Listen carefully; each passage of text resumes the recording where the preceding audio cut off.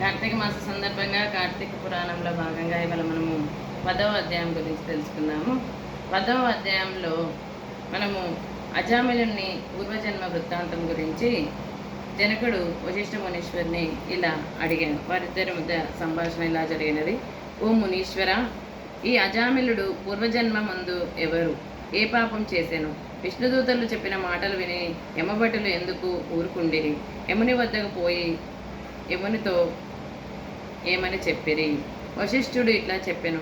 యమదూతలు విష్ణుదూతల మాటలు విని శీఘ్రముగా యముని వద్దకు పోయి సర్వవృత్తాంతంను యమునితో చెప్పిరి.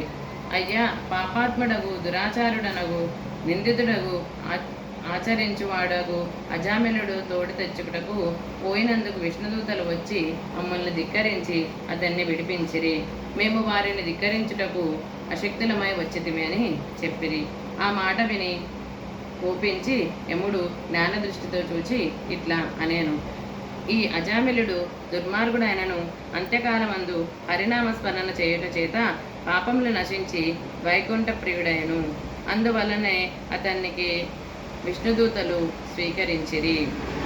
దుష్టాత్ములై మహిమను తెలుసుకొనగా హరినామస్మరణ చేసినను పాపములు నశించును. తెలియక తాకినను అగ్ని కాల్చును కదా. భక్తితో నారాయణ స్మరణ చేయువాడు జీవన్ముఖుడై అంతమందు మోక్షమునందును. యముడిట్లా విచారించి ఊరుకుండెను.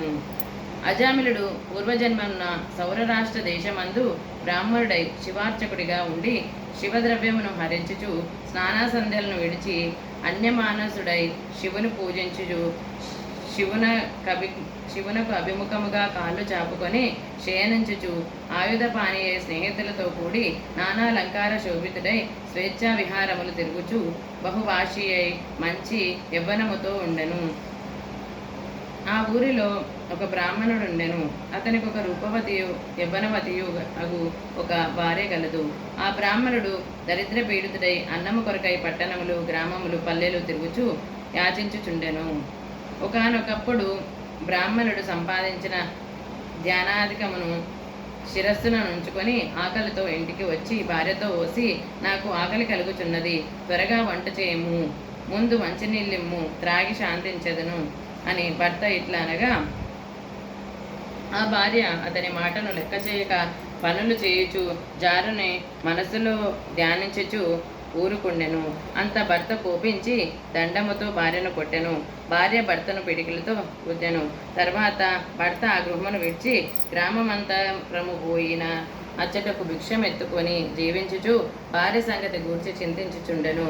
భార్య సుఖముగా నుండి రాత్రి భుజించి మంచి చీర ధరించి తాంబూలము స్వీకరించి ఒక చాకలివాని ఇంటికి పోయెను. సుందరుడైన చాకలివాణ్ణి చూచి రాత్రి నాతో సంభోగించు అనెను. ఆ మాటను విని వాడు, నీవు బ్రాహ్మణ స్త్రీవి, అర్ధరాత్రి వేళ మా ఇంటికి రావచ్చునా? మీరు గొప్ప కులమందు పుట్టిన వారు, మేము నిందితులము కాబట్టి ఇట్టి సంపర్కము మీకు తగునా అని అనెను. ఈ ప్రకారంగా వారిరువురు వివాద పడుచు చాకలివాడు రోకలితో దానిని కొట్టెను. అదియు వానిని కొట్టి వానిని విడిచి రాజమార్గమున పోవుచుండగా పైన చెప్పిన శివార్చకుని చూచెను. అంతలో ఆ స్త్రీ వానిని పట్టుకొని రతికేలి రమ్మనమని పిలుచుకొని పోయి వానితో భోగించి రాత్రి అంతయు వానితో కాలక్షేపం చేసి తెల్లవారగానే పశ్చాత్తాపమును పొంది భర్త వద్దకు పోయి ఆయనను ప్రతిమాలి ఆయనతో కూడా గృహమందు సౌఖ్యముగా నుండెను. తర్వాత కొంతకాలమునకు శివార్చకుడు మృతునంది యమలోకమునందు క్రమముగా రౌరవాది నరక దుఃఖములను అనుభవించుచు తిరిగి భూమి యందు సత్వనిష్ఠుని కొడుకు అజామిలుడై జన్మించెను. ఇతనికి కార్తీక పూర్ణిమ నాడు శివదర్శనము లభించున్నది. అంత్యకాలమందు హరినామ స్మరణ కలిగినది. ఆ హేతువల చేత సప్తజన్మార్జిత పాపములు నశించి మోక్షమునొందెను. ఈ బ్రాహ్మణ్యు కొంతకాలమునకు మృతునొంది నరకములందు అనేక యాతనలు నొంది తిరిగి భూమి యందు కన్యాకుబ్జమందు చండాలునకు పుత్రికగా జన్మించెను. చండాలుడు ఇది పుట్టిన సమయము మంచిదా అని ఒక బ్రాహ్మణ్ణి అడగగా అతడు ఇది తండ్రి గండాన పుట్టినదని చెప్పాను. ఆ మాటలు విని చండాలుడు ఆ శిశువును తీసుకుపోయి అరణ్యమందుంచెను. అంతలో ఒక బ్రాహ్మణుడు చూచి రోదనము చేయుచున్న ఆ ఆ శిశువుని తీసుకొని పోయి తన ఇంటిలో దాసిగానున్న ఒక స్త్రీకి అప్పగించెను. ఆ దాసి దానిని పెంచింది. తర్వాత దీనిని అజామిలుడి దగ్గరికి తీసుకెళ్ళాను. తర్వాత కథ పూర్వోక్తమే. రాజోత్తమ, ఇది నీవు అడిగిన ప్రశ్నకు సమాధానం అజామిలుని పూర్వ వృత్తాంతము. పాపములకు ప్రాయశ్చితములు చేయుట కష్టము. హరినామ కీర్తనము చేసిన ప్రాయశ్చితములతో పనిలేదు. అదిగాని ఎడల ధర్మశాస్త్రోక్త ప్రాయశ్చితములు చేయవలెనని భావము. ఎవనిని యొక్క నాలుక హరినామ కీర్తన చేయుతో మనస్సులో హరిపాద పద్మం